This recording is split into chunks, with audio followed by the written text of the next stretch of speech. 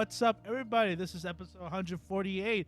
I'm your host, Omar. And this is your co-host, David. And you're listening to the Anime Squad podcast.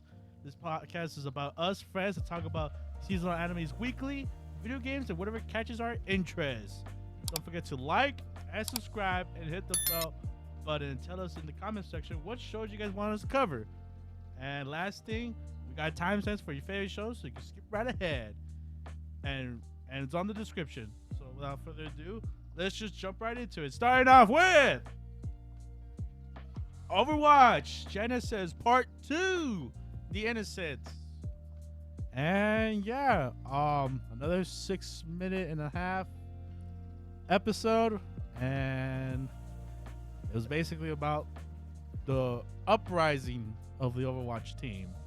And I guess the rebelling over the Omnics, right? And well, at first it's the birth of the Omnic, of the lady Omnic becoming human deity, I guess, and let her become, instead of like treated as a robot, become a human. And she went everywhere around the world to discover what humanity is all about. Yeah. And then, but unfortunately, with that going on, the people that were the Omnic Corporation, they was going down. They were shut down because of money fraud and others conspiracies for them. So they shut down, but did not shut down the mastermind of it. Yeah, like this I guess from episode 1 and episode 2, that we're still at the same thing. We were just getting told the story instead of visualizing it more. Like more of a story kind of thing. It's more like they're commentating over the event, yeah. Instead of seeing foretold. Yeah. I wish we got like more into the characters themselves. No, yeah, I get you. Since like more about the robot and the Omnic, stuff like that. Yeah, because the Omnic they showed up seemed interesting since it's the first one of its kind. So you expect to hear like dialogue from her, but nothing. Not a zilch, because we're still in the interview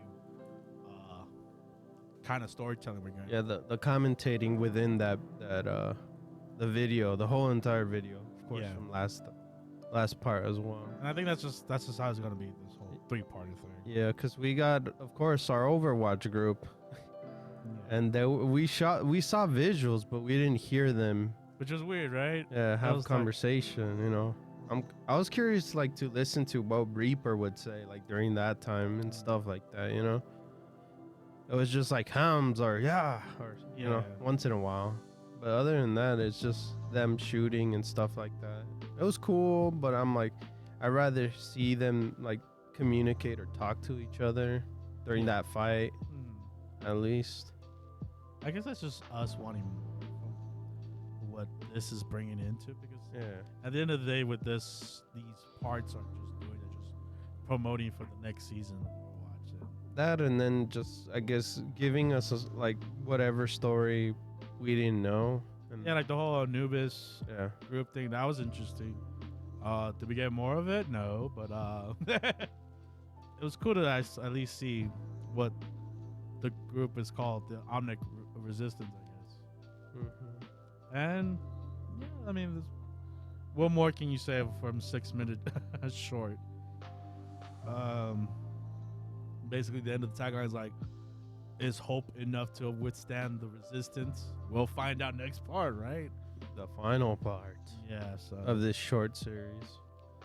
So yeah, that's what we thought. It's alright. Yeah. Am I gonna? Well, it's 5 minutes. Yeah. You're not gonna lose anything, Yeah. So. Yeah. We'll see in the next part. And with that being said, we move on to the next show. We have, which would have been The Adventures of Superman episode 3, but since last week they did a 2-episode feature, it is safe to say that there's no new episode for this week, and it will come back for next week. So unfortunately, we have to say goodbye to. We have to not talk about Superman this week. Sorry, and But yeah, without further ado, move on to the next show, which is a new show for the podcast. A late introduction, but hey, came with a bang. Helck, episode 1. And Heckle, my bad. Heckle. Yeah. Heckle, episode 1. Interesting premise for the first start. It is a hero named Heckle, and he wants to become the next demon lord. Yup. Yeah, and it's interesting with this is that Vamirio pretty much thinks Heckle is faking it. yeah, that he's setting it up. Yeah. If kind of like infiltrate the demon army and destroy from the inside. It's so funny because he's like the hero of the demons.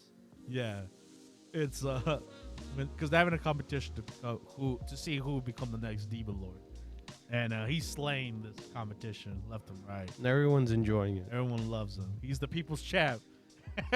He is the Rock. That's one way. John Cena. John Cena. Yeah, he's just a likable dude in this tournament, and yeah, like David said, from Emilio, she's just trying everything to make sure that he doesn't become the next demon lord. Yeah, because she thinks it's just faking. You know, he's faking it. He's doing this so he could save humanity, even though he straight out says he hates. He hates the humans. Humans are scum to this world. Yeah. Which you think would be a perfect demon lord candidate, but hey, she's still protected over that. So instead of like traditional duels to the death, they got. Well, because he was, it was funny because he's like super strong, like super duper strong. So I guess she's trying to find ways to outsmart him, at least that way, you know, like, oh, if he's super strong, at least he's hopefully super dumb to play these other competitions. Yeah, other activities. Yeah. Like, the House of Cards challenge, which I liked a lot because I didn't expect him to do that. Well, I kind of did because, you know, he is like the OP protagonist. Yeah. But the way he did it was like, okay. And they even like rigged him, gave him glossy cards or something like that. Yeah. I just like her temper tantrums. Because when she blew up the castle. Like slowly she went from an ember to a fire to an explosion. It was wild. It's just funny to me. Funny little slapstick for that. And but like during the whole competition we have these two Hun was just funny right with her. Yeah, oh yeah, he was hilarious. Just he was putting out the fire at time too. That was funny. I like how you mentioned he looks kind of like a Tom Berry from Final Yeah. Fantasy. So I imagine like maybe if he got serious, he'll like knife a guy. But, hey man, he got them sharp nails. He does. But yeah, I was gonna say that these two I guess sister demon cat demons, they're like trying to investigate the human world, what's going on. Asata and Ista. Yeah. I like how they communicate. It was kind of cool, creative, like, hey, when we're having coffee we could talk to each other. But she came back to report, she's like, it's weird with the human world because I haven't seen a single human yet. And I went to 3 towns, so something's going wrong. I'm curious what Heckle is actually like. What's his whole beef? You know, like why does he hate humans? You know? Yeah, because I think the biggest drop of the episode was the brother. He was a titled brother killer, and he's actually not the hero that killed the demon lord. So people are like wondering, like, he looks a lot like his brother, but what is his deal? And is he really a brother killer? Which is a big frown upon. Mm-hmm. And yeah, it was interesting how they ended it too. And I guess the new enemies that are coming in, like archangels, that kind of look like coming into the demon world, destroying the towns and stuff. Even one of the commanders died, saving all the demons and stuff. Pretty much. So they're a powerful force, but what caused it? What's happening? Is the competition still going to go on? It's crazy that we got all of that within that first episode. Oh yeah, I think Heckel did a good job introducing our main protagonist and the world we're dealing with. And those two other characters that are, I feel like they end up being in this squad. Kenos And Huna, right? the lady chick, right? Yeah. So it's funny, like just right off the bat. I like that the fact that he hates her. He hates him Yeah. because he was a human. Mm. But I have a feeling she's gonna enjoy him later on. Yeah, I feel like he might be just a great ally. Yeah. Sure. Ken Rose is enjoying his time with him. Oh yeah, most definitely. They're like bros. And I also like the whole, because they went deep to it. It was like, you can't hurt the competitors in the tournament, and competitors can't hurt each other. Well, of course, because that was the whole thing with Ken Hill. Yeah. In general, like he's like, he's gonna pull a sly one and kill everyone here, Mhm. So that's why he signed the contract, so he doesn't hurt anyone in that arena or anyone here. So he's on a contract Mhm. that he can't destroy. Yeah. So it makes sense. Yeah. Yep. And but yeah, just off of first episode, I think he did a good job. Overall, A fun show. it is a fun show. It's funny at times, and then I like how at the end it kind of shifted tones to like, oh crap, what are we gonna do now? Mm-hmm. So, and it helps that Hecko's kind of cool, He punches everyone in the face. And he's also a mystery guy. He's not who he says. Yeah. Good first episode. So if you haven't heard about this show, go check it out. See what you guys think about it. And yeah. You got anything else to say about Hecko? Well, that's pretty much it. Alright. So yeah. If you haven't checked it out, go check it out. See it with your own eyes. And yeah, with that being said, we move on to a regular program. Start off with the Gene of AI episode 2, and I think I'm with you, David, on this episode. I didn't like it as much as the first one, and I guess the story itself. yeah. With June, our next humanoid, because I feel like this show is very episodic in the story it's telling with all the humanoids we're going to encounter. Our MC. Our MC continues the story, but the rest are like, I have a feeling it's gonna be like a one-time thing with certain characters. Yeah. So on this episode, we're talking with June and his best friend Masa, who are both very competitive track members, and they try to see who's the best. And then of course June, the one that kind of upset in general, but I guess it's I guess I could see his way where he's like, I can't better myself because I'm a humanoid, At least with humans, they could, evolve, kind of thing. Yeah. So I guess, June is just upset throughout the whole thing, while Masa was just upset for the reason why the guy was upset, pretty much. Yeah, he's upset at him. Yeah. Even though he legit is just being a good friend. Yeah. Moral support and all. It was getting to him. And at one point he wanted this cheat thing. The Michi, which the Dr. Suda was like, nah, that's not a real thing or anything, or you shouldn't take that either way. Like, you should just do it on your own. And he was like, damn. cheat codes. Yeah, cheat codes. So while that's going on, there was also another part with Reese. I can't say her the name. assistant. Yeah, as well with Karu. Yeah. The assistant wants to have a good time with Dr. Suda, but Dr. Suda was doing something rambunctious with Karu, just checking. He's a doctor. Yeah, he's a doctor, so it's perfectly normal there. A physical check. Yeah. obviously our sister's like, ah. It's funny how the humanoids act so human. I know. Right? It's weird, like you really, and I like how in the show too they kind of say too, like, yeah, that humanoid really looks like a human. Like to tell you the truth, I could think of like, what would happen if they would put contacts?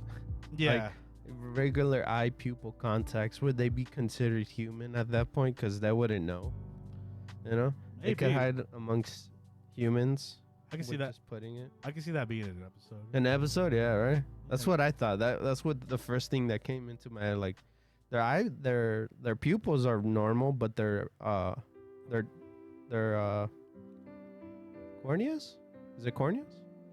I don't know medical thing. The actual the little for it. Yeah, the dot. Yeah. Like that's the only way we can tell the difference. Like it's sideways and stuff. Yeah, more like a goat, you know. Yeah. But yeah. So it's interesting how the whole the humanoids in general react to each other. Yeah. Because Karu's is a beautiful lady, and she loves the attention of men because of her new breast. And yeah, she was wondering how the sister, gets her, hers like that. So it was an interesting conversation. But the main purpose of her being with Dr. Pseudo was, I guess, to find more leads of Miche. Yeah, his mom, right? Meikyuu. Yeah, I think Michi's probably maybe the source of where mom's at. That's what he was trying to figure out. Yeah. And I think that's what Kairos told him.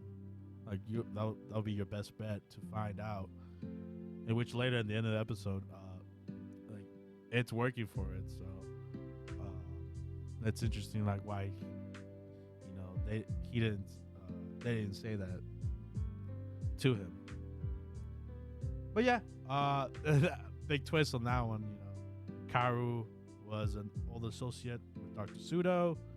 Yeah, and it was pretty much it was first a dude. Of course, when we saw the image itself. But the role of the humanoid pretty much doesn't. What was it? A non-binary. Yeah, so non-binary in the middle, Yeah. Didn't consider it either male or female. Which is very interesting to show to pull off, but Diane managed to do it, and kudos to them. So, but it made the sister like, what? I guess for her now it exists, Yeah. But going back to June, yeah. To June and he wished he was a human so he could be better and all that stuff. But then he got to see the side effects of being a human, Yeah. Once you get injured, it takes a long time to heal whatever broken part. So now he feels upset over the injury he caused to his friend. But his friend is still cheering for him, Yeah. So, and he felt like he was in the wrong, or like he just felt sad about it. Like, yeah. Can't believe I was being jealous of my friend. Yeah, and then he was just cheering for him when he even lost. He's like, "Ah, man. Yeah. Maybe next time." Yeah. And that's how their friendship becomes stronger. And yeah, basically the episode. I mean, like I said earlier, this was not. I think it was more weaker of the story. So hopefully, maybe next week it will be a stronger story to tell. But we'll see. And the whole mystery with obviously Dr. Pseudo's mom and where is she? And this whole agency thing, or this whole yeah. It was an acronym, but I forgot what it was called. It stand for. Oh yeah, it did have an acronym. So we'll probably find out more next episode. But yeah, okay episode, honestly. So we'll see what goes on next episode.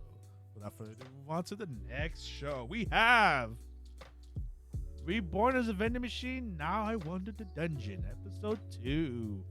So now we know that it's not only one machine, as multiple machines. Yeah, that was it was interesting. I was like, why? But he didn't explain why he could change to another one, right? No, I It guess just happened. I guess since he's been selling so much and people know about him. That Like, but the thing in like points. but I think like in the first episode they at least explained some stuff, and now this time they're like, nah, here you go. There you go for everything. I feel like it's moving a little bit fast for his progression, but Yeah, I mean it's a vending machine. I guess so. Multiple vending machines, not one, multiple. He's even a candy Yeah, but machine. yeah, Boxo Lamis gotta go help Captain Bear with The director bear. oh yeah, Director Bear. That was Captain Bear. Director Bear into eliminating the frog people near their town. So they're accompanying their little dungeon group. It's a big group. Huge cast this time. A lot of names. But the main two was pretty much director bear and Femina. yeah, the familiar group. No, that's a girl. The girl's name. No, I know the girl and then the guy. What's the guy? I forgot his name. Kirilio. Yeah. Yeah, but they're all in the same group. Oh yeah. And they're basically like everyone's just like amazed of Yeah, they were pretty much questioning how does he work and stuff like that. who restocks it, Yeah. what god blessing does he have and stuff. Cool that recycle happens in this world too. In thin air. Yeah. I'm curious, like, what if you save the bottle? What if you just drink halfway? Would it disappear, or do you have to literally just finish the whole bottle? No, I ask questions of myself for that. Yeah, it's interesting how this whole Even he questioned it, like, oh, what if I want to fill up the bottle? container. Yeah, that was funny. and yeah, Boxo could just spit out That bugs me. what? The fact that he still doesn't like. There's no like update or upgrade or something where he could actually talk to them other than say What he wants to say. yeah, instead of saying like whatever the machine is programmed for. But I think I kind of like that dynamic because he only can talk really to Lamis. Well, no, she doesn't know. No, but she like kind of like tells him like, oh, She's just guessing. oh yeah, but like She didn't know about the Mentos. but it was cute. But like it was like, she understands him in a way, but like not completely. I don't think so. She's just guessing, second guessing at that point. I just like Lamis. How about that? She's adorable. Well, I'm talking about the vending machine. Yeah, I know Boxo. Yeah. I'm saying I don't like the fact that you can't communicate. But that's the comedy of Damn it. I just don't like it. it. I don't like it at all. I like it. I like the comedy aspect of it. Because And the damn Mentos. it was like a what? What did he say? Extra item, please. But yeah, like you were saying earlier, David. The Frog King shows up out of nowhere. Oh, the frogs massacre happened. Yeah. Where all the frog people just died. If you're a Slippy fan from Star Fox, RIP to that. Yeah, a bunch of murder happened there. Someone got shot in the arrow between their mouth and their head. Hey man. That was insane. Hopefully you're not a frog listening to this. So. Oh no, poor frogs. Frog people Exactly. and lizards. My favorite toad is from Naruto. Anyways, but yeah, bunch of frogs getting murdered, and then a Frog King shows up after the main group are in search for it, and they leave like the wounded and Boxo and Lamis to take care of him. And They really didn't explain the whole bottle thing either, huh? Just take it. like Boxo explained it to us, Yeah. which we already knew. It was like a dead given what Yeah. he was trying to do, but they just they kind of put two and two. Like they accidentally did it by mistake when the one that was trying to rob Boxo, they gave him Mentos, they shoved it in his mouth, and they No, I meant the medicine thingy. Was it medicine? I forgot. To tell you the truth, I forgot what the free liquid was. I think it was just water. I thought it was for healing them.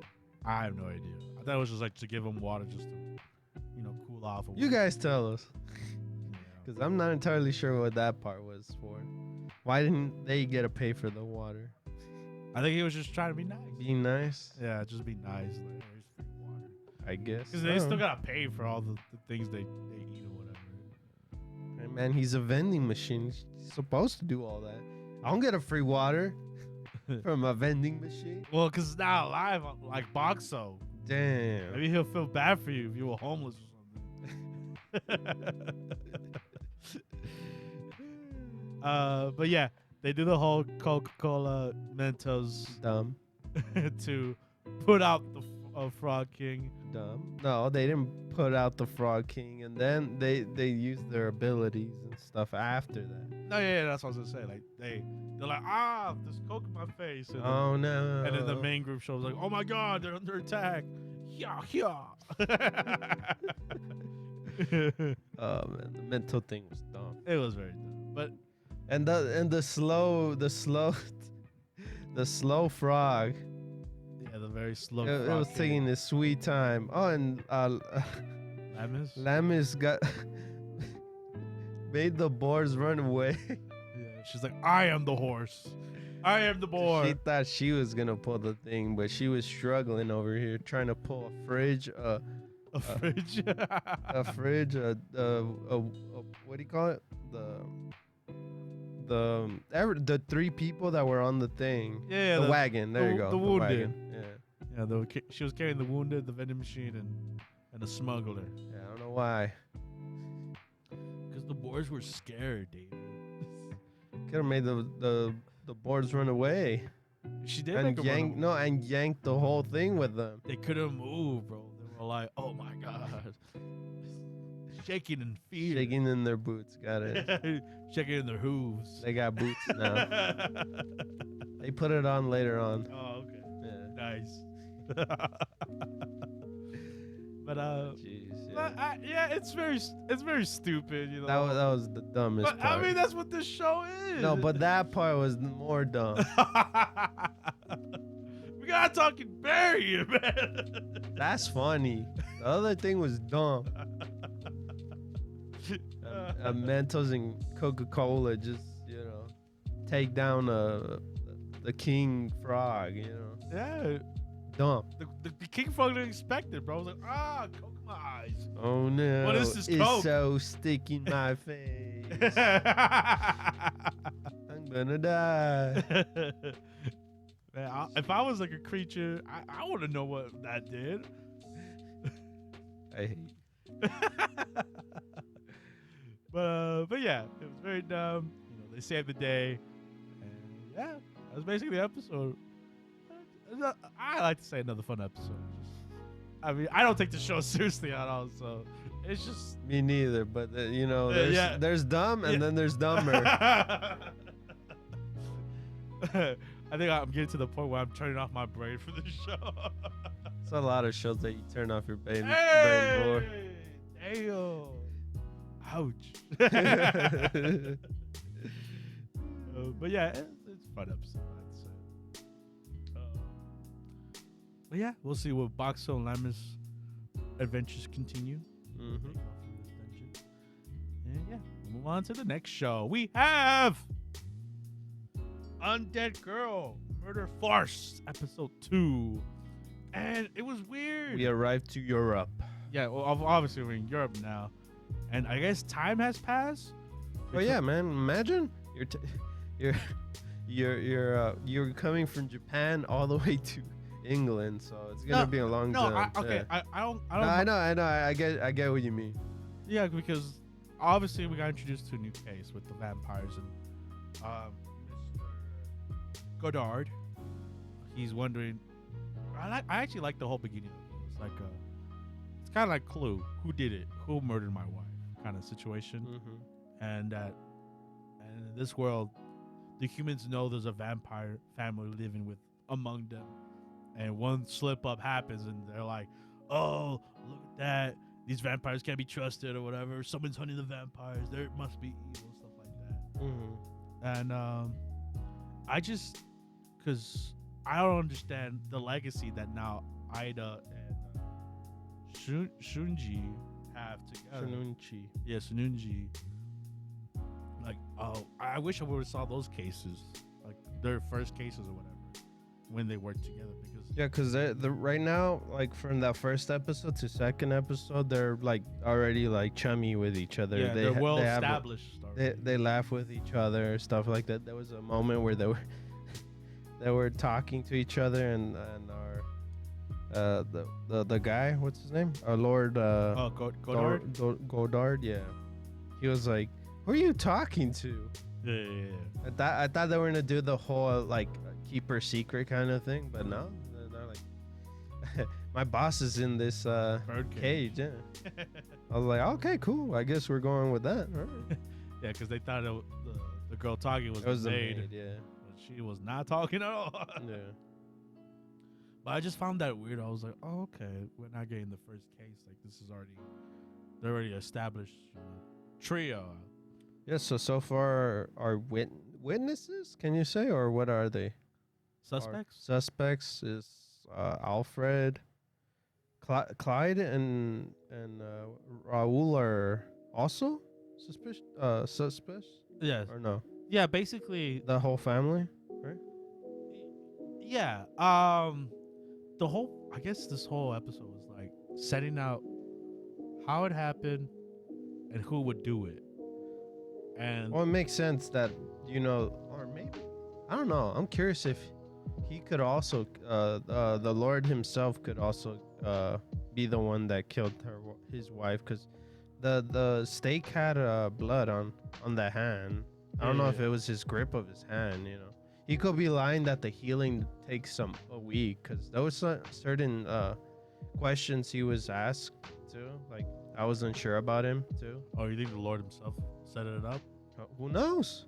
That's what I find interesting. At least the mystery aspect so far. Like the whole them clicking together kind of thing. Like, I wish we saw a little bit of it so we could know like how they work together. Because right now they just like nonchalantly kind of thing, But with the clue thing, I'm curious on it leaves literally on a cliffhanger. Yeah. Where he was no, they were saying what so far like 7. No, but answered 6 of those questions. Yeah. Yeah. It was leading to getting closer to the murderer, kind of. No, yeah. And Aya was bringing up really good points on like who would have done it, kind of situation. Like who has the access to the shelter room that she was talking about. And it was kind of leaning to Alfred or the Lord himself, but who knows if someone took the key to open that room too. And like, why would she be smiling when she died? Or like, if someone were to come in her room, since she's a vampire, she would have had like great hearing, because that's what vampires have. And then the holy water. Yeah, why would they leave that there? Yeah, that could be easily hidden. So yeah, it leaves the question like, who was the murderer? And it's always fun to suspect who did it, And I'm guessing from just your topic about this, David, you're thinking Alfred did it, right? It's going that way. I'm not entirely like, it's him. Yeah, he's the murderer. Yeah. It's kind of like leaning that way. What about you? I would say Alfred too, or I would say the maid herself. No, it's Annie. We got introduced to her like out of nowhere. Yeah. She's a young reporter. She's asking too many questions. She was charming. I liked her. Just kidding. No, but yeah, I was thinking the maid. Like, Alfred's a big one, or basically they're not vampires. They're a big suspect of them trying to murder her. But there's because at the end credits of the episode, we saw a vampire hunter, and I don't know what his big old deal comes into the whole case. And Yeah. It was for me. It was surprising because the first episode I wasn't that captivated, I was. and then this one I was actually pretty invested to a point. I was like, oh, it's already over. Oh, that's weird. It went by really quick on this episode. So hey, more power to this show. Doing it Yeah. amazing case. Love the action. I love the mystery. We get both. Action. Yeah. The fighting, the when they were fighting in the first episode. Oh yeah. Now we get some mystery now, so we get two flavors, Yeah. I feel like we will get it more later on. Yeah. So I wonder how this case is going to be solved, and if it's going to solve anytime soon. So can't wait to see the next episode. Yeah, I love the period of time and the whole detective thing. So fun to have these type of stories. But yeah, that was episode 2 of Undead Girl Murder Farce. And with that being said, we move on to the next anime. We have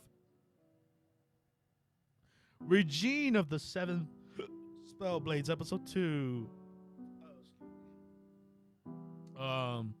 We get introduced to a couple teachers, but this one first off, Luther, and he talks about the whole origin of why. The thing that's crazy about this show is like we're getting like information like of how the school kind of like classes and stuff. We didn't get that with a lot of shows like this kind of thing. Yeah. But yeah, it was.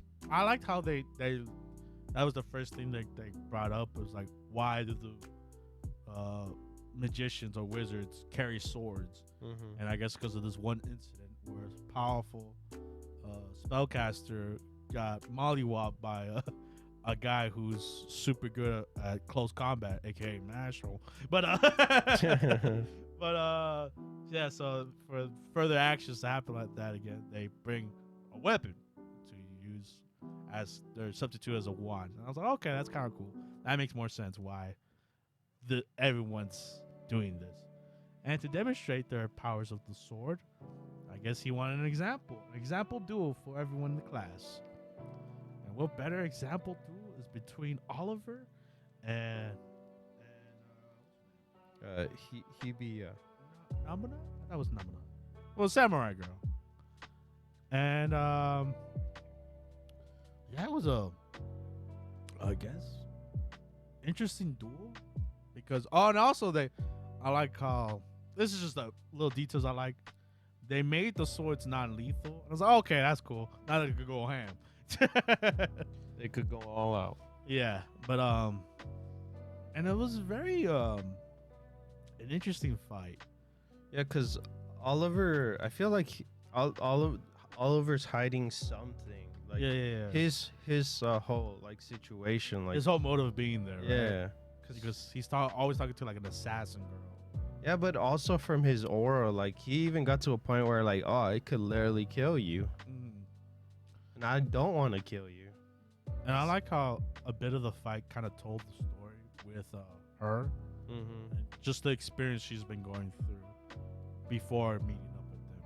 Like just from the fight itself, he told like, oh, she's seen a lot of bloodshed and she's been through a lot.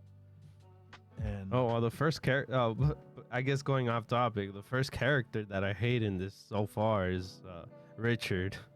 oh, the red hair guy. Yeah, jeez, he's the first one I really what a snooty find annoying. Little snooty brat, yeah. Because he wanted to fight her, right? Yeah. And Oliver's like, nah, I'd rather fight her because son, you're gonna get mollywopped. By McFarlane, Mitchell. Yeah. She challenges him since he wants to fight so badly. Yeah, they got. I guess they might have their own beef. I think because Andrew and Richard and Mitchell kind of know each other. I think. Oh yes, because of the whole kind of like social status they are. Yeah. But yeah, back to the fight. It was an interesting ending to that because she's crying at the end of it, and I guess of happiness. Yeah, 'cause she wanted to die. No, I guess she feels the rush of this battle. Like it felt like an honor, kind of thing, Okay. That's how it felt. I was a And bit. she wanted more of it, but she couldn't get it because the teacher ended it. Yeah. Yeah, because I think the teacher said that it was gonna. I guess They were literally gonna break the spell. Yeah, I think they did. Yeah. They deactivated the little spell barrier they had, and they were gonna kill each other. That's why he said enough. That's enough. Enough. And that's when Oliver's like, "Oh, I'm done." Yeah, because like she came out of it, she's like, "Oh man, that was a great duel. I wish we could finish it, and finish each other's blows and stuff, whatever." And he's like, "I'll never want to fight you again." That was like horrific for me to experience, and that was interesting. I was like, "Oh, that is two different takes on this fight, this mock fight." Yeah, because he pretty much said, I might kill her, and I don't want to kill her. Yeah, I like her. She's cool." yeah, and I guess it's just in that moment he wanted to kill her because of her trauma experience. Well, seeing her cry too is like he didn't want to see that. Yeah. So, but still, the But funny thing is she still cried later on Yeah. because pretty much she's like, "Oh, I don't want to fight you again, Yeah. ever again." That's why she got upset. Yeah. I was like, okay. Damn, that's messed up. And this is all like in the first like 10 minutes or so. I'm like, God damn. This episode went ham on this part. So, in order to cool things down from the episode, we get introduced to our next class. Just, it was like some spellcaster lady, old lady. We went by quick on that. And then we went to the. Oh, Francis? Yeah. It was like a quick second. And then we went to. With Vanessa with the whole. Shark Teeth girl. Very shark teeth girl and very into animals and plants. Mm-hmm. It might like you said, it reminded me of the scene of Harry Potter with the mandrakes. Mhm. But in this case, they were. This part was for Kate. Yes, This little part was for Kate a lot. This was her moment. this was definitely her moment. How she loves animals. She loves living things. Living things. Like why do you guys hurt these creatures? So they were given 10 warm bugs. And they have to get 5, right? Yeah, 5 to pass the Yeah. test. And obviously, Guy sucked. Yeah. Oh yeah. He's killing them. and He was murdering them. McFarlane, after she got her 5, she slayed the other ones. She Yeah. didn't care. But Kate was the one who was like, I gotta save all 10 of them because I love these bugs. They're living things, and I love nature. I love creatures. So She tried to save all of them, but she managed to fail at one. Yeah. And she was like, no, I could save them. I could save this bug. And then bam, dead. It bit her. And then they sliced that monster bug. At that point, I think he should have just, got burned and then sliced in pieces. Yeah. And I like how the teacher was like 2 points deducted. Like, why'd you interfere? This is her beef. And that's when she explains the whole reason why she wanted to take care of all of them. I think it's gonna play later on in this. How unhumane is it? Yeah. So, and then I guess at the end of the episode, it was like we found out what the school turns into at night or something like that. Yeah, they basically do kind of a Harry Potter moment where they go into a place they're not supposed to go in. Yeah. Kind of thing. Yeah. So they're they go into the labyrinth. So it's Oliver, McFarlane, and Pete. Oh, Pete, yeah. Yeah, because he forgot his book. He gotta go get it. And they got lost in the dark. Yeah, they took him just in case. Smarter than because we got. Well, not smart enough because he got hypnotized. Oh yeah, but they snapped him out of it. It's like, stop that. You're not attracted to her. Snap back to reality, right? Yeah. To Salvadora. Salvadora and Rivermore, which are flunkies. No, just kidding. No, the third year and fourth year. Yeah, No, it was fourth year and fifth Fourth year. year, fifth year. Yeah, and There I you was go. like, I don't know how big this school is or age wise. Like that man does look old. Yeah, he looks Like- like he could already get a job. So it right? might be like a high school to like college combined. I was like, what's a fifth year? That's college. Is there like 6 year? Is it up to 8 years? I don't know, man. Maybe 7. That's why it's the 7 swords. Oh, damn. You got me, bro. You got me. I didn't think of that. That's smart. But yeah, that is the episode where we left off. And Yeah, they're trapped there now. They're gonna have to deal with those two. yeah, those two flunkies. I mean, fourth and fifth years. Yeah. And yeah, we'll see where it goes, what happens from there. And without further ado, move on to the next show. We have My Happy Marriage, episode 2. And it's not only Cinderella, but Beauty and the Beast.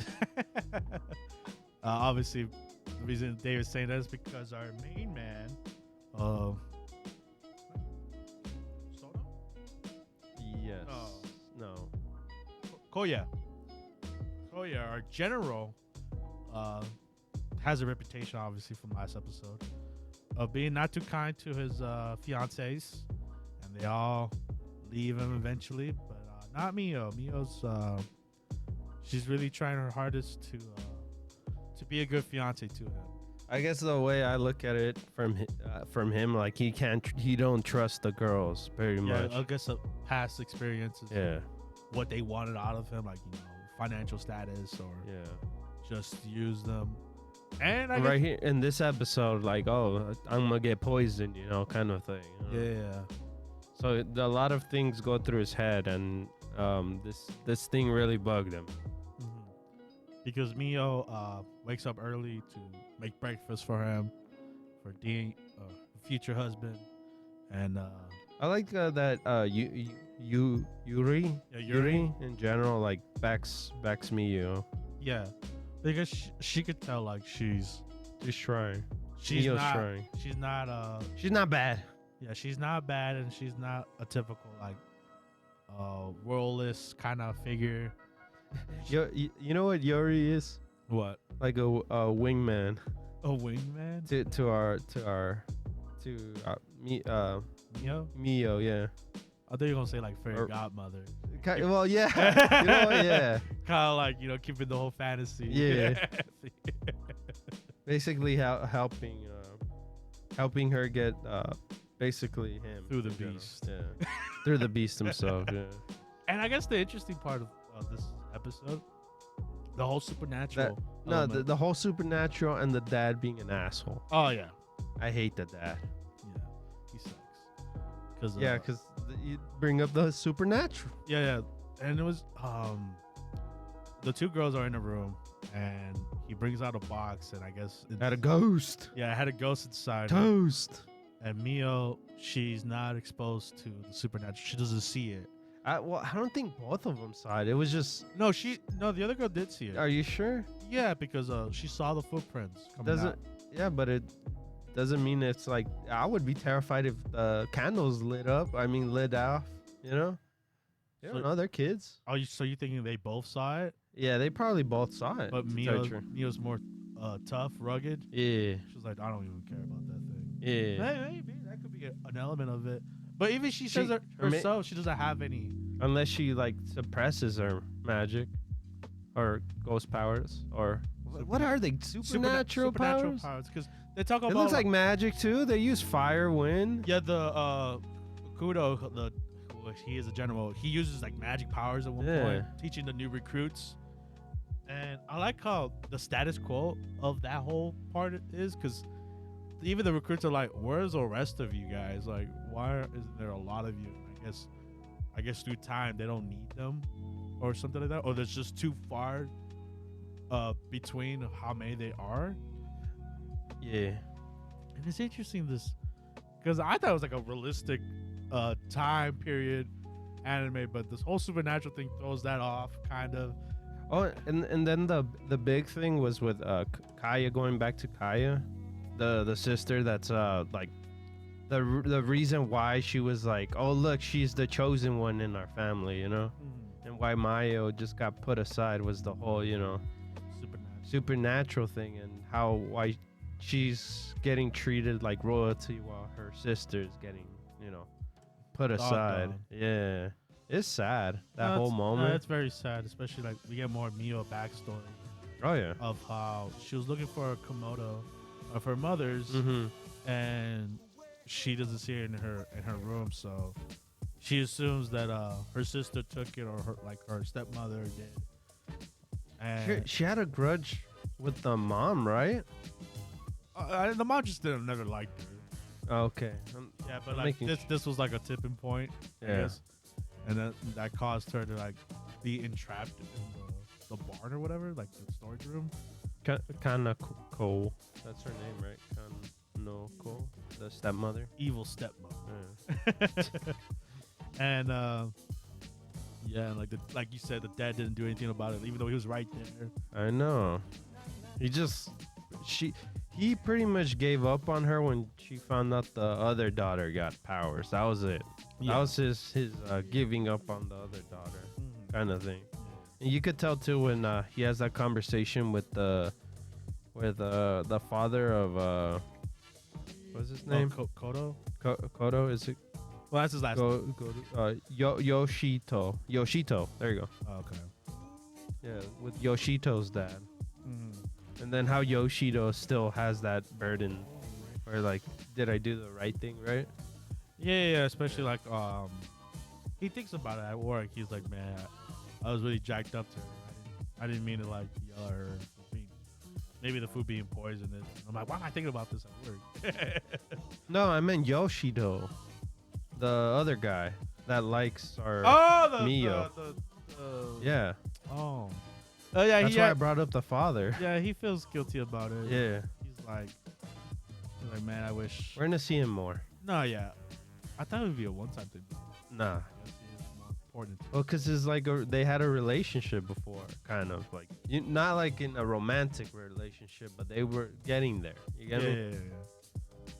Yeah. And I do like that scene where he goes to Mio's room, what it used to be, and how small it is to him. He's like, wow. This is what she used to live in. Kind of sad. I'm curious if he's gonna try to like come back, even though he has a wife to be. Like, is he gonna try to get back with Mio eventually? I don't know. That's the thing. Like, I'm curious what he's gonna do. I mean, he's a pushover, so I highly doubt it. But don't be surprised.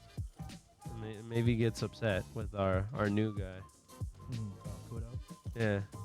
Yeah.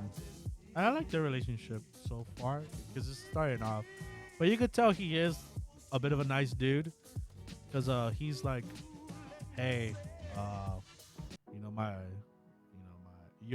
Yuri's is gonna come late in the morning, so can you make breakfast? Oh, with Kiyuka, yeah, and she's like, yeah, I'll love to. I'll be able to do it. And she finds out that she comes in. Well, I think before that too, it was upsetting, the whole the bath thing too. Oh, how she was gonna warm up the bath. Yeah. She was like, "No, I got magic. Like, I got magic. Don't worry." Like, she was trying just to be nice to you, man. Yeah, the traditional, hey, I'm gonna get bath ready for you.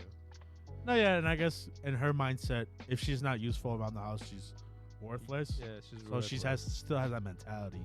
Yeah. And like, even he calls her. I was like, you gotta stop saying sorry. Like, otherwise, your sorry has no meaning, which is true. Like, if you say sorry for everything, like, it's just another word. Hey, man, I think if anything, he has to learn too as well, more about her. And of course, he says it.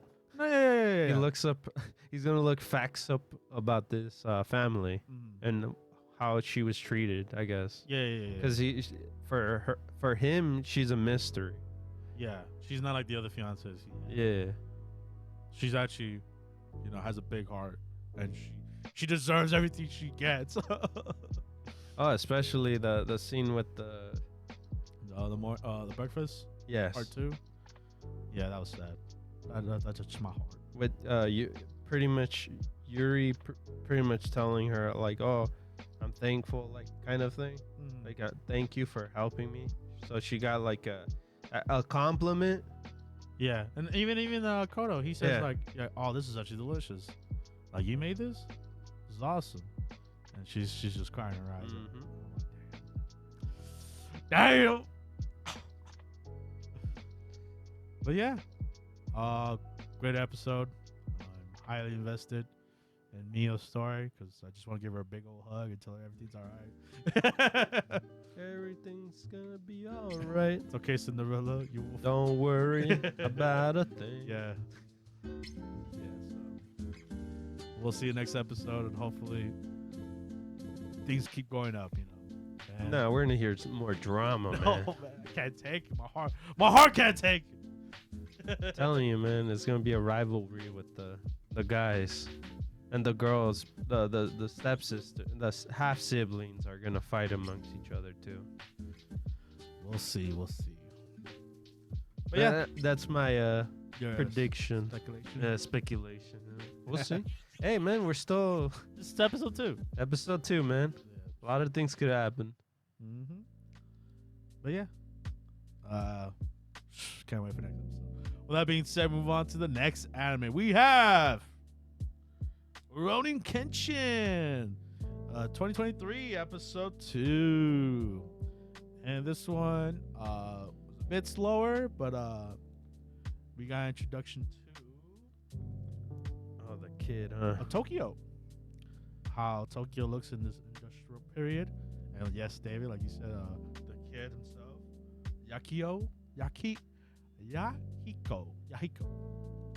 And he's just a smugly pickpocketer. But, Kenshin doesn't care. He's like, yeah, you can take it. You probably need it more than I do. And I just think to myself, there's probably nothing in that wallet. But yeah, they're in Tokyo to get some supplies for the dojo. And he still does. Kenshin still doesn't listen, I guess, to the rules of this area that you can't carry a sword. Yeah, because it's kind of banned. Yeah. Yeah. We're in the period where carrying a sword is prohibited, and the Ronins or the samurais gotta get with the times. You can't carry a sword around you no more. That's a big staple of them. So we're in that transition period. So I understand why he wouldn't just not carry it with him anymore, because that is him. He is one with the sword. Exactly. So Kenshin gets captured, kind of.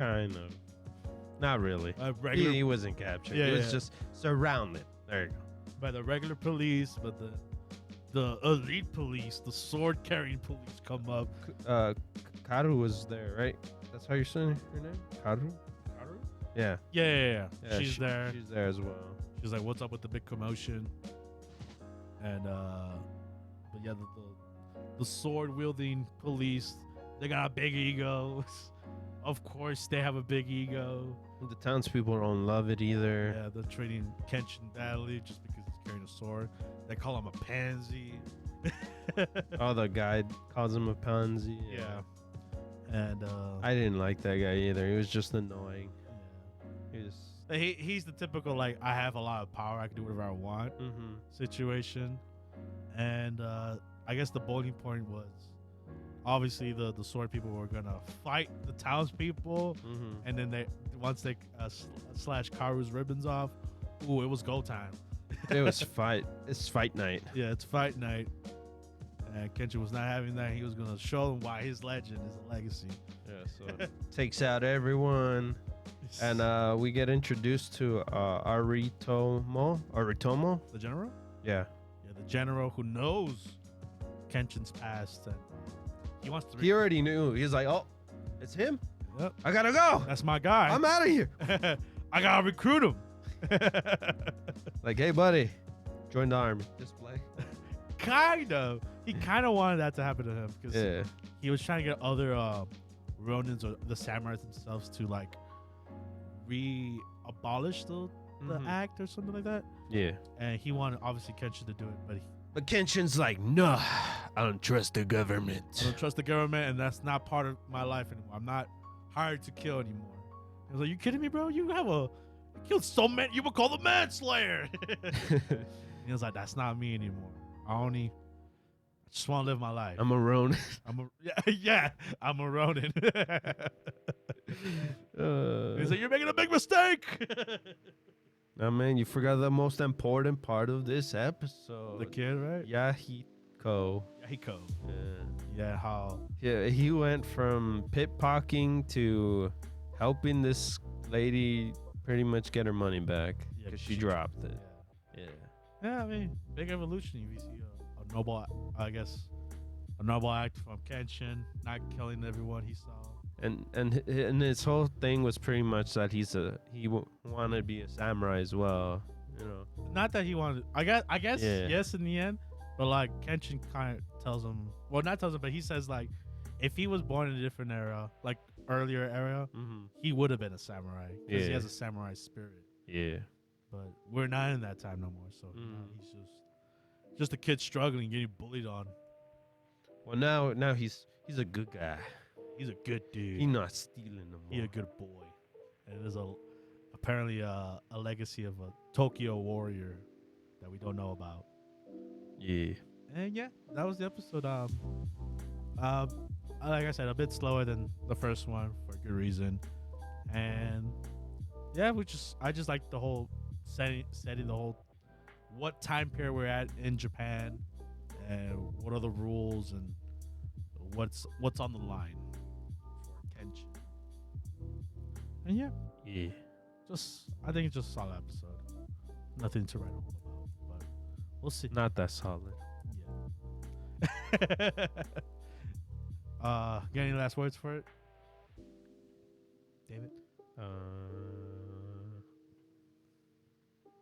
See what happens next episode. All right. Okay. All right. With that being said, move on to the next anime. We have The Duke of Death and his Maid, season 2, episode 2. And mini golf, man. You always wanted to know how to play mini golf at home? This is the episode for you. This was so dumb. It was funny. We even got a sing along, or I mean, not a sing along, but like a musical kind of. Yeah, that was weird. I was like I know the opening and they do the sing along, the voice actors, but like in the middle of the show, I was like, oh, that's the first time.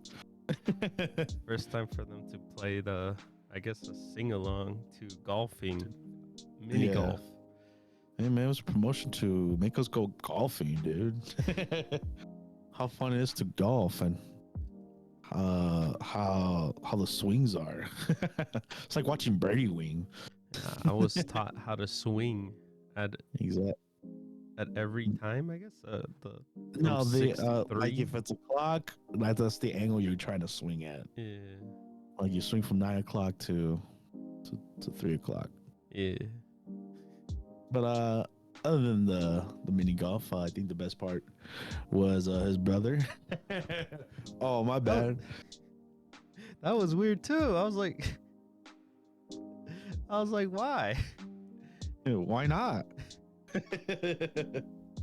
Viola was like, I'm bored. I want to have some fun with my brothers.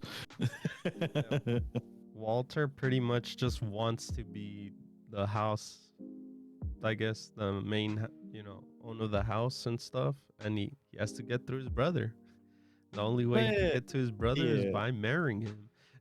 Yeah. He wanted to bamboozle him, or as he called it, the honey trap. And hey, man, he was almost succeeding until he opened his mouth. No, he won. No, yeah, he won the little chance they did, and when he spoke, the Duke was like, "Sounds like my brother." No, well, it didn't matter like if he would have won too, because he I pretty much know. said like, "Oh, I already have a girl. Sorry, Yeah. we could be friends." And he was like, "What?" Yeah. So that was a bit weird. It was out of left field, that whole first part. I don't know what Walter was thinking at that point. It's your brother, man. Hey, man, he secretly loves him, bro. No, he secretly wants to be the head of the house. No, I don't think it's a secret. It's more like this was one of his schemes to do it. Yeah. And then Viola's like, I'm gonna go see the butler. That's all we saw from her, huh? Yeah, she was fun while she lasted. But other than that, shenanigans have shenanigans hour. We had the actual series plot development in this one. Oh, with Cuff and Zane. Yeah, I thought that I was mean, so adorable. yeah. I mean, But I I feel noticed I feel sorry for Zane. why. Cause he kind of friend zones himself a lot. He doesn't Yes. want to friend zone himself, but it's just like, what can you do, you know? Yeah, I mean, I think his like I guess it's fair to lose Cuff as a friend, and then like his whole power thing. Mm-hmm. Like he can't fix everything with his power. So Oh yeah, the flashback too was wild. him having access of time magic, to able to manipulate time. Pretty the strongest type of magic. It is, but you know, there's rules to every magic power, and this is no exception. You can bring the dead back. Or you can't change fate. That too, yeah. Yeah. Like if someone dies, they have to die, no matter what. It's kind of like Steins Gate, you know. You know the whole someone has to die because that is fate itself. I thought in this case, in this story, when he did change back time, they were still dead. Yeah. Like they weren't alive and then died yeah. again because like I thought they were just dead. Like that's it. Like no, there's no. I thought he brought that up. Like it is like it's they're chose to die no matter what. Like that's why you can't change it. I get what you're saying. Like, oh, no matter what you do, when you go back in their life, they're gonna die eventually. Yeah, I get that. But like in this case, in this story, when he went back in time, when they were alive at one point, they were still dead. I wish we saw more. Yeah. That's how I took it. I was like, oh, okay, so it doesn't matter what he does with it. But yeah, that was interesting about Zane. I like that Cuff and Zane are playing a more bigger part in this season so far from these 2 episodes. So that's cool. And the whole Dialith doing the whole T power, which reminded me of Heckle. And, you know, Alice doing her shenanigans. When she takes him into the Bocchan into the, I don't know, realm. Yeah, it was kind of like their own like realm or whatever, like the dark realm. Room. Yeah, there you go. That's a good interpretation of it. And the Duke's like, oh, convince Zane to use his magic for me, and I can help you get rid of the curse, which is a big deal. Yeah, So if he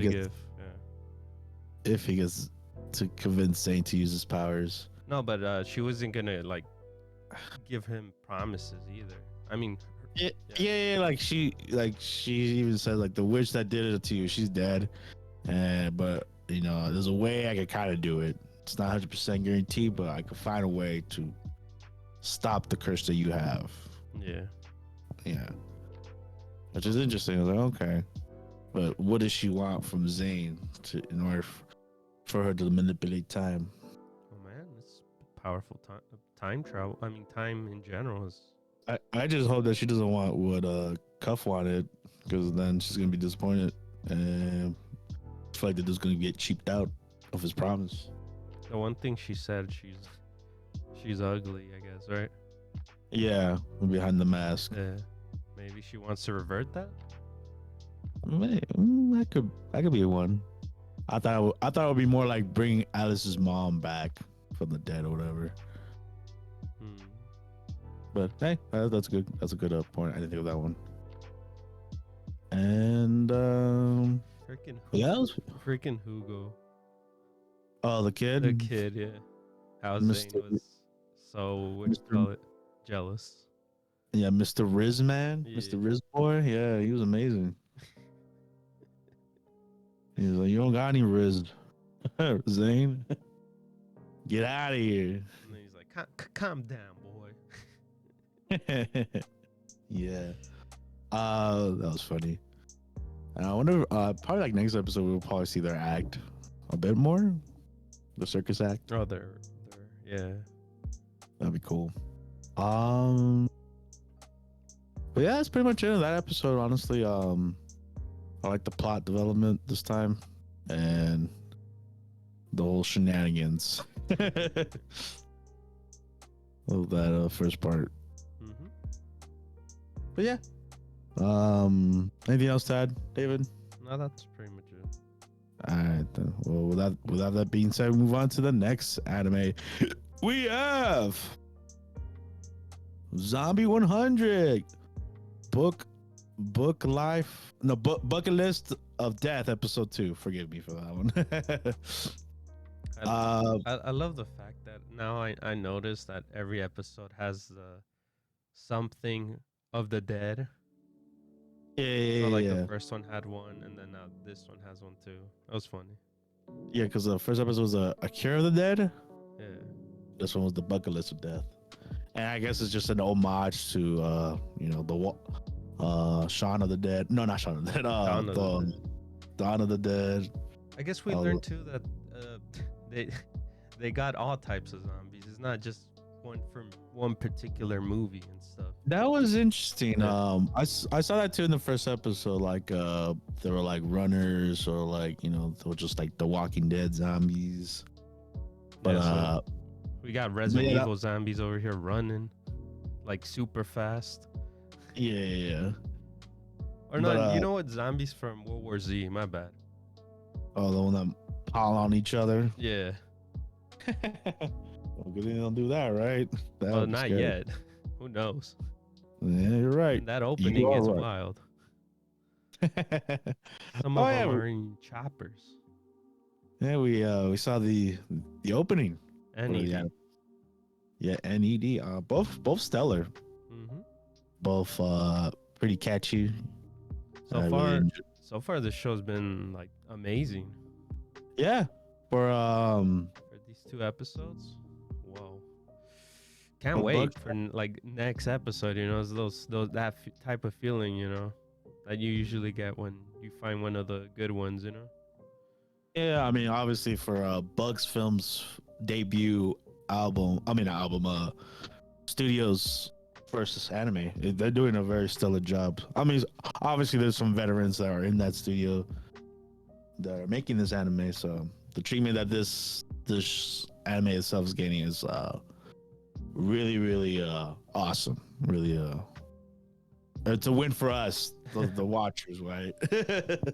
I enjoy Tengu in this episode too. The fact that now he's realizing that the fact that he's like, I gotta start living more. I can't just stay in this apartment kind of thing. Yeah. I just like the whole tone of this episode itself, because it was his like, hey, it feels amazing to have the day off, and I'm drinking a beer, and what more can I ask for in life? And I'm like, crap, I'm out of beer. I need to go on a beer run, Yeah. And I think it hit me like surreal, like how he did when he saw some survivors, when he saw what are their names, the Kosaka survivors, and he was like nonchalant, still thinking about himself, like, hey, I could get you some like 2-ply paper, Yeah.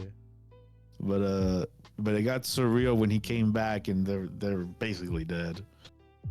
I was like, That's damn. when it hit him the most. Yeah. Like, yeah, it's cool that the zombie apocalypse got you out of work, but now it's more like, oh crap, there's a zombie apocalypse. I better live my life. Yeah. And but it was really good. I really enjoyed it. And then like the other Oh, and then Yeah, like- when he was starting to do his list, you felt for that guy, because you're like, damn, you still need a lot to do, in life, and life is short. Yeah. Exactly. I mean, I think it was more relatable to, I think, well, for me at least, as a older male like he is, to write down a list of what you want to do. And some of those things that he wrote, like, oh, I related to, like, oh, hopefully one day this is an achievable goal in my lifetime and stuff. So it was very subtle, but like it was very impactful for that scene. So I was like, okay, I get it. But like to the contrast of the new girl that got introduced, she is the what you Shizuka? typically. Shizuka? That was her name? Yeah. I didn't get her name. But yes, her. She is like what you expect a person who will survive this far into the zombie apocalypse. It's funny because they're different from each other, from our MC and her. They're very opposites in how they're approaching the zombie apocalypse. Well, before that, I guess I like the fact that we get two sides. Like it was mostly him throughout the whole entire thing, and then they meet up in the convenience store, and then after that we went back to the apartment, and of course, and then it goes to her side. I like how it jumps to her side. So now we get to know more of her, like what she's been doing. No, yeah, that's what I'm saying. Like, I like how they did that in this episode alone. Like, he was obviously Tendo was like more, hey, I'm ready to have fun and like fulfill my life goals, and I'm gonna do this bucket list I have. While she's like, all right, I need to be in survival mode. I gotta get everything control, and I can't take any little pleasures in life. I gotta survive. Yeah, and I feel like they're gonna learn from each other. No, yeah, most definitely, especially with the scene with her and the mochi, like how she really wanted it, because it was a cute mochi there, just sitting there, but she has it in her list. Don't take sugar, because Yeah, taking a lot of sugar or sugar intake is bad for in general, but what's bad about taking just a small little bite, Yeah. And she's a very athletic girl, so like maybe she has a mindset like I need to be very agile, escaping the horde of zombies. And like you said, she was the one that was spectating the zombies, how they acted. Like there was walking ones, there were fast ones, there were dangerous ones she had on her list. No. So but yeah, I really enjoyed both sides, because I think that's the whole point of the apocalypse itself, is like, yes, survive as far as you can, the best as you can, save people if you can. Well, the other side is like, hey, sometimes the little things are like the best things in life, and just take that mochi if you really want to. If anything, I feel like he's the risk taker and she's the safety way, Yeah. And I guess he took a risk too, because he went from a bike to a moped, and then he went from a motorcycle. Went to a Harley. That was funny.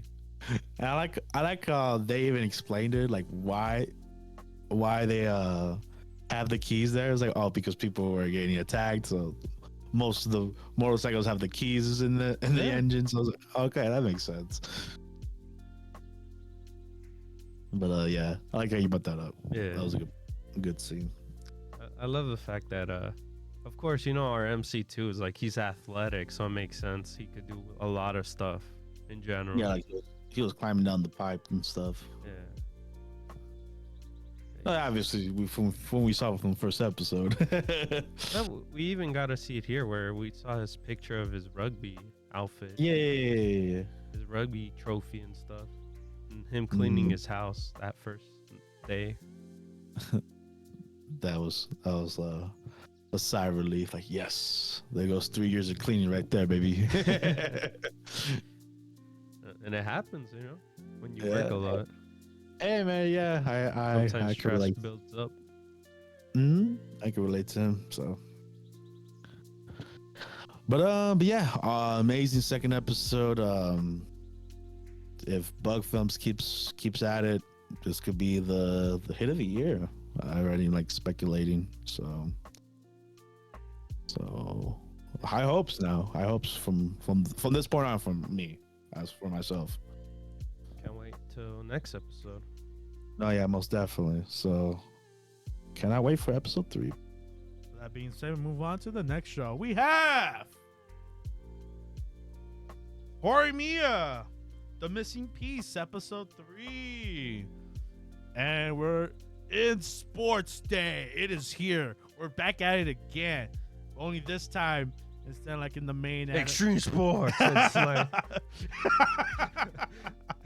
I'm kidding. No, instead of jumping into the relay race with Miyamura in the original series, this time we're getting all the sports in Sports Day. Extreme sports. No, just kidding. Sports. And it was fun. I think it was a very fun day. We get to see Miyamura himself really being part of Sports Day, because he never did it last year. He was kind of like the outcast of it, and like his whole reason, his side loss or whatever, and yeah, just everyone like really trying their heart out. In this episode, everyone came out, huh? Even Miyamura's oh no, the girl, the small girl, Sawada. yeah. Yeah, even she popped out. Like everyone came out. Yeah. Everyone came out in this episode, just participating, doing their best. I like how Hori lost the race because she got psycho. Well, she didn't lose completely. She got 4th, which is last.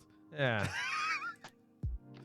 But she got psychologically, mentally attacked.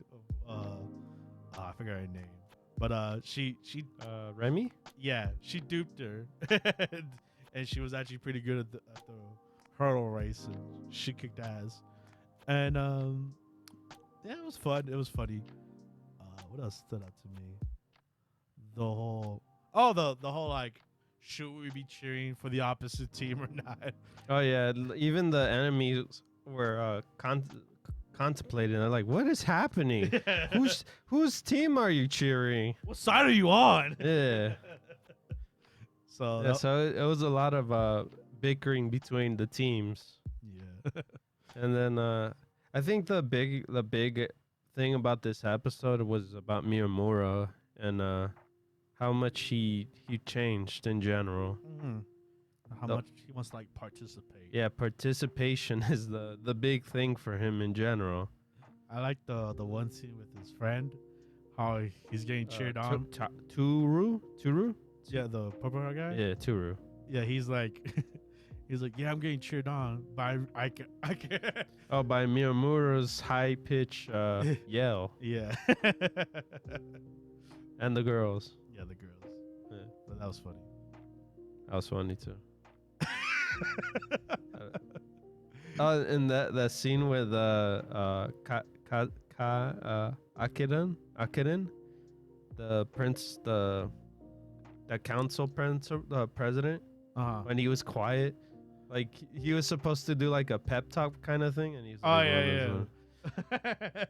Like you could felt his tone. He didn't want to be there. Yeah, and everyone's like, what is he saying? Yeah, We're supposed to be pumped up. like he didn't even feel comfortable there.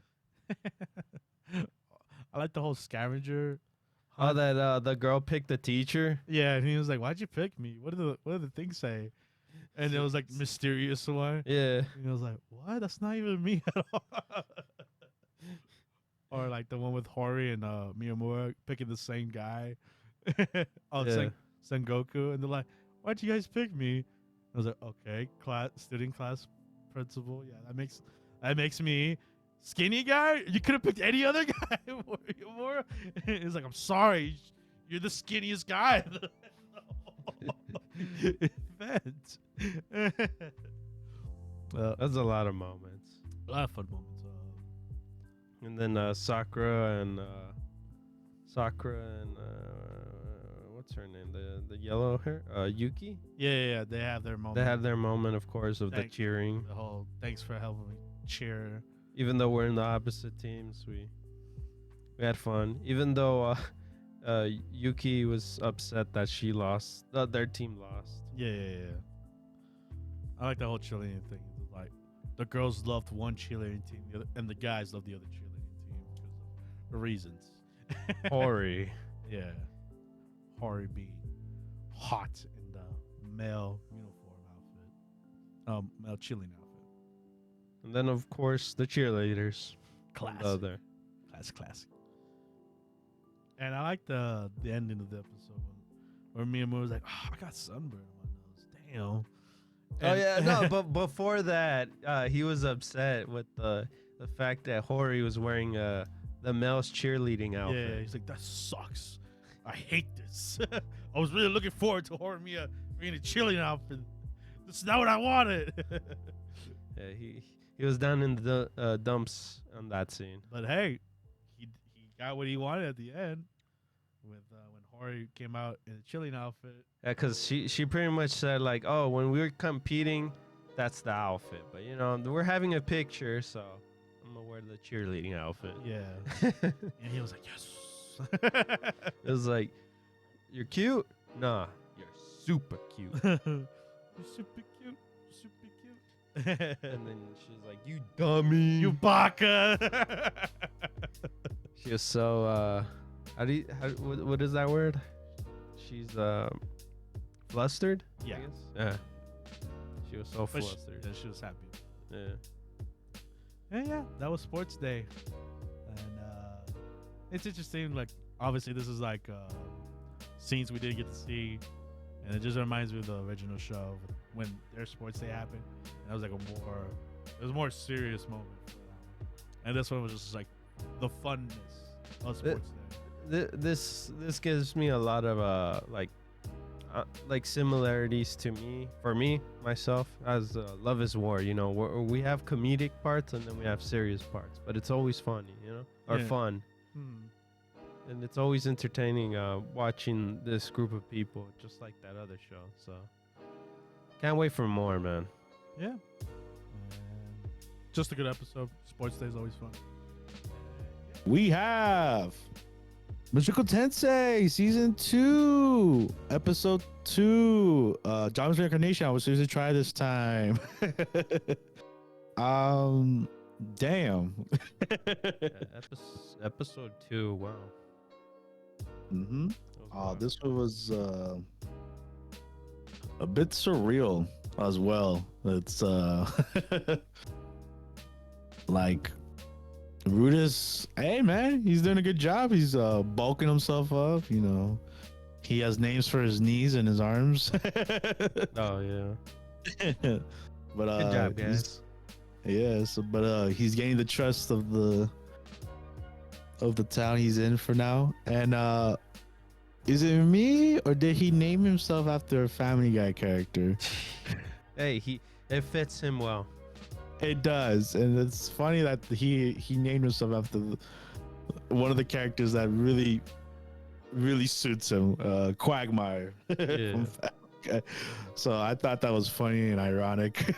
But I like how they just take that name so seriously, because every time they said his name, I was like, okay, no, stop.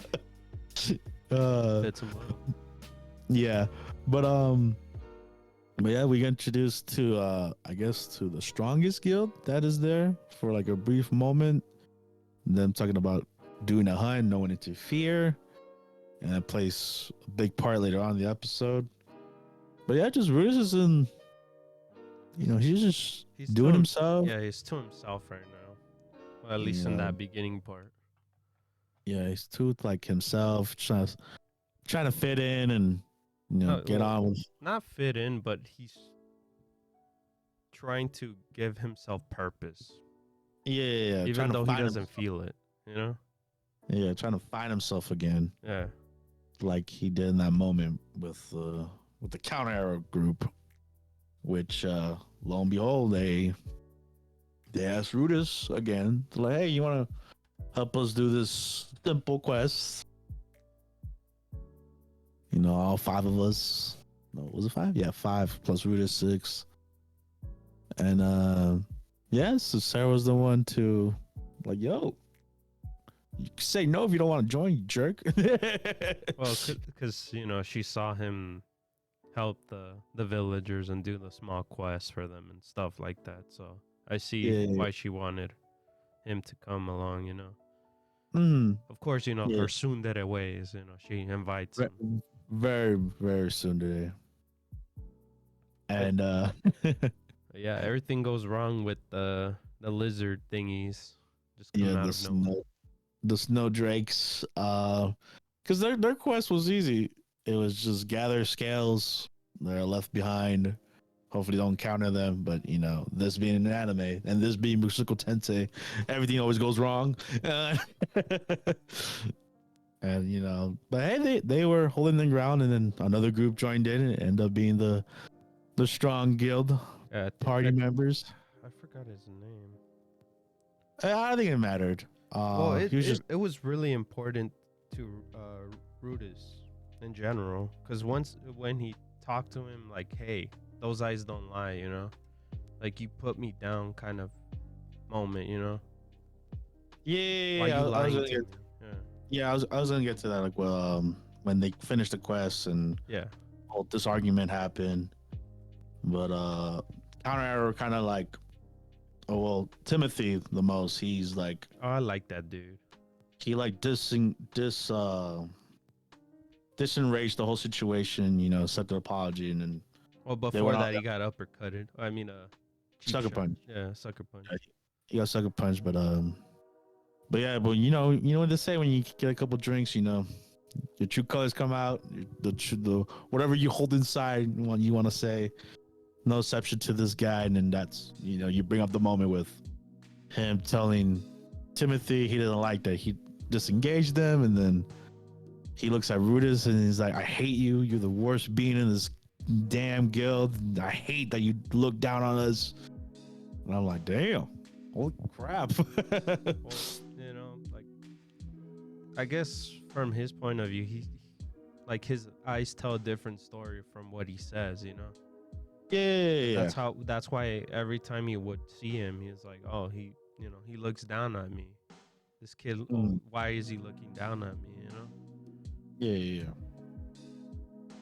And it was kind of like a rude awakening, like, because we know that Rudeus is like super strong, a strong man, but he doesn't show it when he's with the counter arrow people. So I'm pretty sure maybe that's why he kind of said it like that. Or there's some people in the world that they just don't like you, no matter what you do. But even Rudeus tells it to himself too. It's like, why? What's my purpose? Like, why am I doing this in a way? You know? Yeah. Am I doing this so I could, redeem myself? You know, especially Like, when what happens to them. You know, the squad that Rudeus is with. yeah, the counter arrow. They come back from a quest and they got ambushed by some snow buffaloes. And Mimir and Sarah are pretty much Mimir's dead. Mimir's dead. They confirmed that he was dead, and then Sarah might be was dead. gone. Might be. Yeah, so Rudeus. I like how Rudeus was kind of subtle about it. He didn't make a big commotion like like a typical anime character would. He was like, "Oh damn, that sucks," and just nonchalant, he just goes out to go find Sarah. That's when he goes contemplating on himself, like, why am I saving her? What's the whole purpose of me walking over there? You know? Yeah, and then he also, he has his own question. He's like, maybe it's like to just myself into saving her, like, and everything would be forgiven, kind of situation. It was interesting with Rudeus himself, just this whole episode, like literally finding himself, the whole meaning of life, purpose of my journey. And but yeah, it was sad to see Mimir's head off. It was confirmed, and then Sarah was in a tree, probably like an ant was consuming her. But hey, he got there just in time to save her, and even the sooner it could not. Yeah, I'm curious with the whole thing about when they were in the cave. That scene where he's healing her, and then like, oh, why does your leg not heal? Yeah, It's always, that it's is okay. that was interesting. Like, maybe there's more details to that. Like, if there's something of her past made her leg more injured than it should be. Who knows? Maybe, hopefully, next episode we get more details with her, because I feel like we're still going to be with this group. Yeah. Or, I don't know, maybe he'll split off from the town, move on from here. Who knows? Kylie's. Well, and then the episode itself, he finally kind of woke up now, ish. You know, he's finally opening his doors in a way, because he literally opened the window itself that's been closed a while ago. You know. Yeah, I mean, it was kind of like the same thing in the first episode. Like, he was really in a dark place, but then he opens up to the group, and then this episode is like more reinsurance. Like, I can really open up to this group, you know. I don't have to like really hide myself. Yeah, because I think he literally says his name, Rudeus, in general. There's no nickname or anything. No like quagmire. Yeah. But yeah, everyone's grateful that they saved Sarah, including Timothy, who was crying. And I have to bring it up, man. The panties. It's always with the panties with this man. Oh, man, that's what's keeping him going. And his little prayer box. Yep. Hey, man. That is his motivation at this point. His overachieving goal, you know. You know, he was trying to sniff that thing before the Drakes came in, you know. Yeah, I just love, like, it's like a very sincere, serious moment, and he busts those things. I was like, yep, that is Rudeus, all right. Better than I saw in the scene too. Like, he kept grabbing in his pouch, but you already know what he's grabbing. He feels secured with that, with the panties for some reason. Oh, Quagmire. But yeah, another great episode from Mushoku Tensei, aka John's Reincarnation. I was just try this time. Hey, Rudeus is really trying this time, all right? So yeah, can't wait for next episode. But with that being said, move on to the next anime. We have Jujutsu Kaisen, second season, episode 2. And you guys already know I love this show. Is the aftermath of taking down the cube? Yeah, that was quick. That was super quick. We didn't even get to see it as much. They're like, oh, this is the aftermath. I like how one of the cute guys is like, you're not gonna beat our main guy. He's like the best in our group. You're gonna lose. And I was like, and then picture of Gojo took a picture with the guy, and he's like, and then Geto's like, this guy right here. This the guy you're talking about? He's like, yeah, I'm gonna just be a farmer. I don't want to do this anymore. But yeah, we finally get introduced to Riku, our main person to retrieve and bring back to Jujutsu High School. Pretty much save her because she's Yeah, wanted.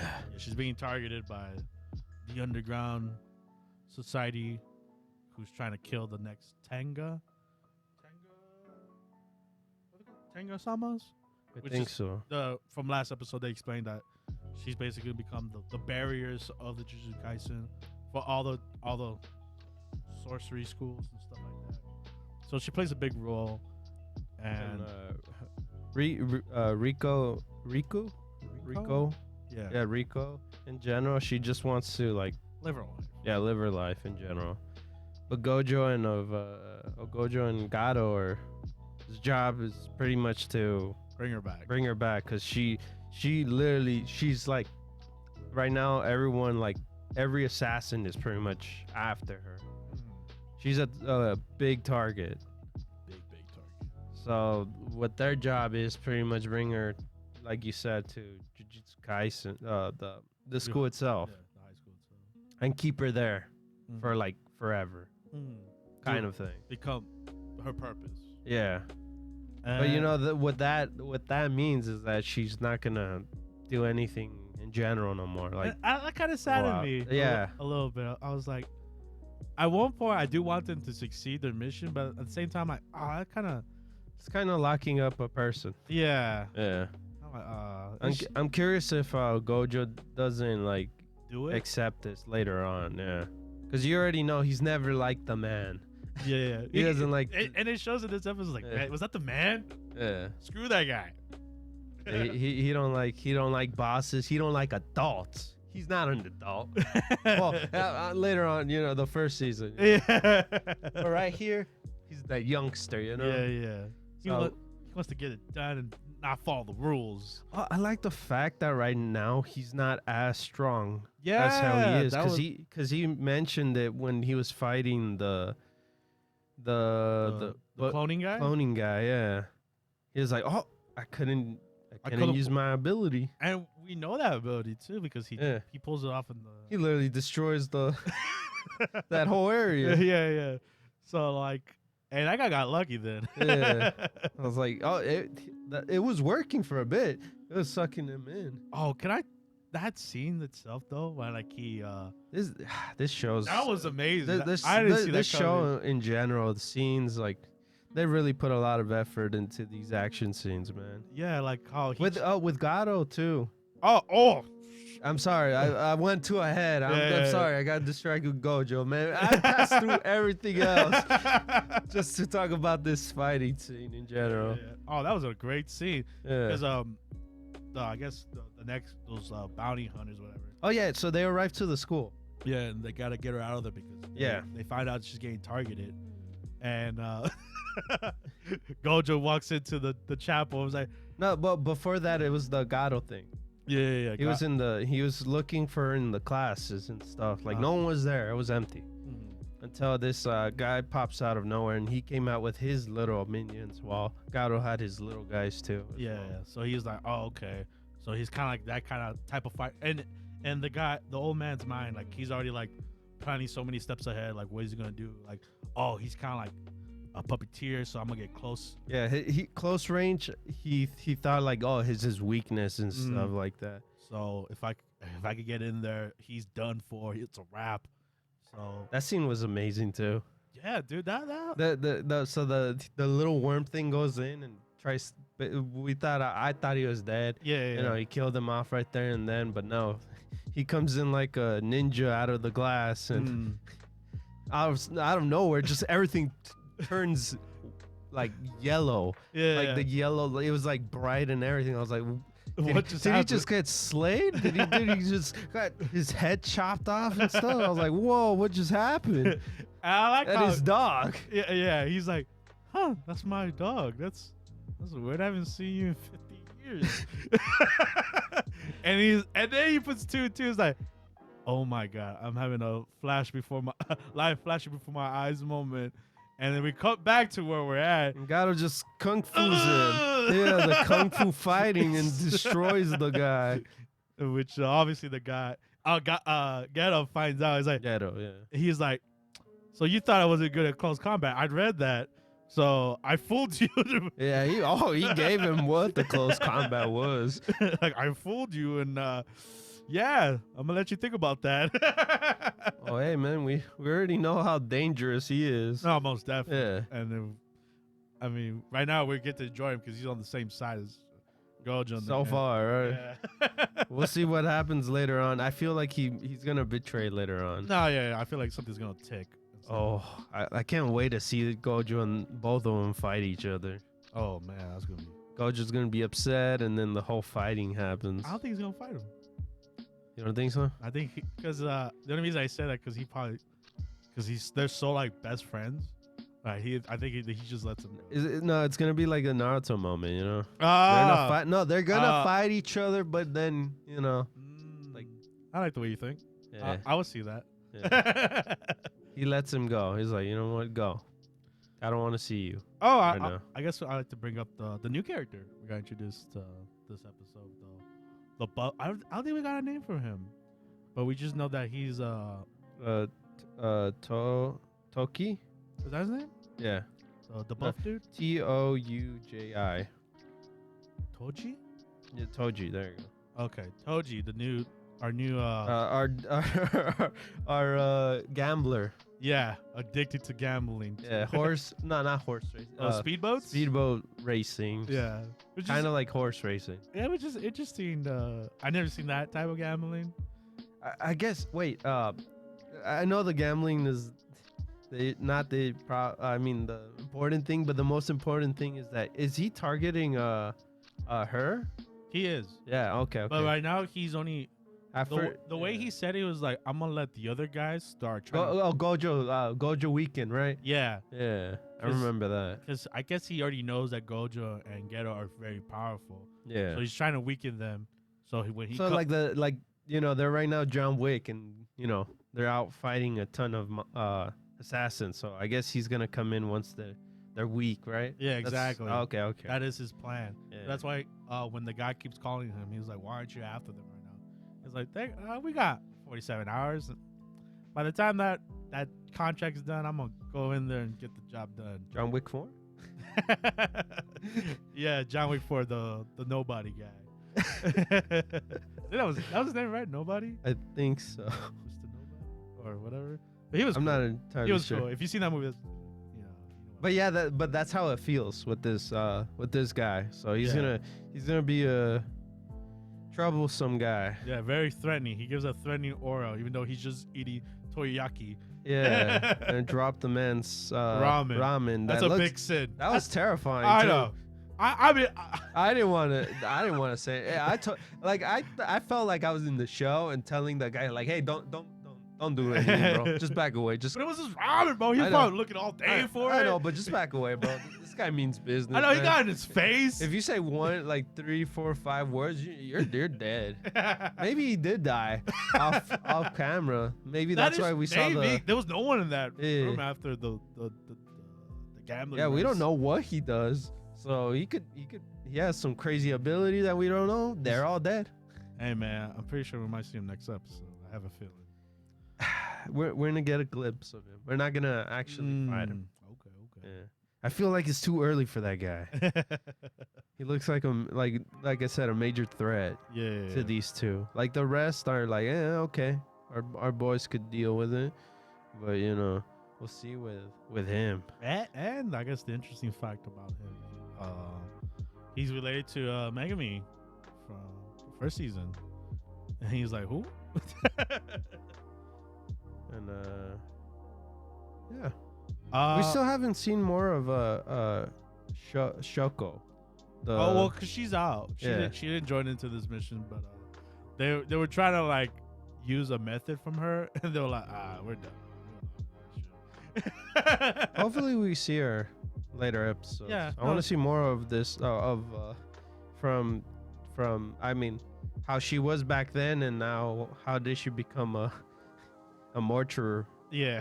person. And my favorite scene of the episode, Gojo walks into the chapel. Oh yeah. So when they rescued he found He found Rico, Yeah. and all the girls are like, "Oh my God, is that your boyfriend?" He's super cute. I like that she was like embarrassed. but everyone's like, why even be embarrassed? Yeah, it's like, that's my cousin. Like, No. you liar. It's funny too because Gojo pops in like he's like a shoujo character. Like flowers appeared around him, and he's all posing and stuff. It's He's like, you stop. stop. Even the teacher tried to jump in, like, girls, calm down. Hey, Relax. here's Hey. my number. And like we saw that teacher's like, hey, I don't meet a lot of people, all right? Like we don't either. Gojo. But yeah, that was a fun episode. Yeah, great episode. As always.